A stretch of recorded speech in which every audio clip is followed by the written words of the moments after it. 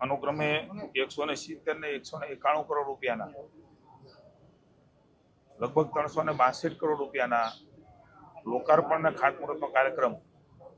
માનની મેયરશ્રી, માનની ભારતીય જનતા પાર્ટીના અધ્યક્ષ માધવભાઈ, સન્માનની ધારાસભ્યશ્રીઓ બેન શ્રી ભાનુબેન, દર્શિતાબેન, ભાઈ શ્રી ઉદયભાઈ કાનગડ, ભાઈ શ્રી રમેશભાઈ ટીલાળા, જિલ્લા પંચાયતના અધ્યક્ષ, મહાનગરપાલિકાના સૌ પદાધિકારી, સૌ અધિકારીની વિશેષ ઉપસ્થિતિની અંદર રાજકોટની અંદર એક સાથે 362 કરોડ રૂપિયાના કામો, લોકોની માળખાકીય સુવિધાઓમાં વધારો થાય એમના માટે આજે રાજકોટ ખાતે કર્યા છે. માનનીય મોદી સાહેબના નેતૃત્વની અંદર વિકાસની યાત્રાઓ, માળખાકીય સુવિધાઓ આપવાની જે શરૂઆત થઈ માનનીય ભૂપેન્દ્રભાઈ પટેલના નેતૃત્વની અંદર, માનનીય નાયબ મુખ્યમંત્રી હર્ષભાઈના સહયોગથી આ અવિરત યાત્રા કે શરૂ રહી છે ત્યારે મને આનંદ છે કે માત્ર એટલું જ નહીં,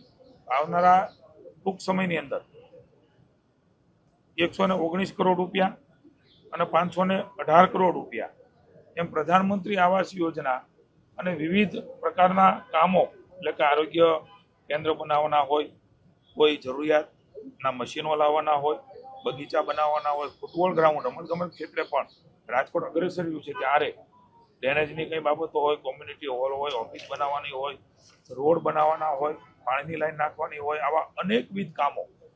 એ આવનારા સમયમાં પણ થશે. એટલે લગભગ કુલ મળીને 300ની ઉપરાંતના કામો આજે 362 કરોડના કામો અને ખાતમુહૂર્ત અને લોકાર્પણ આજે થયા છે. આવનારા સમયમાં હજુ પણ લગભગ 600-650 કરોડ રૂપિયાના કામો એ રાજકોટની જનતા માટે શરૂઆત કરીશું અને લોકાર્પણ કરીશું. મને આનંદ છે કે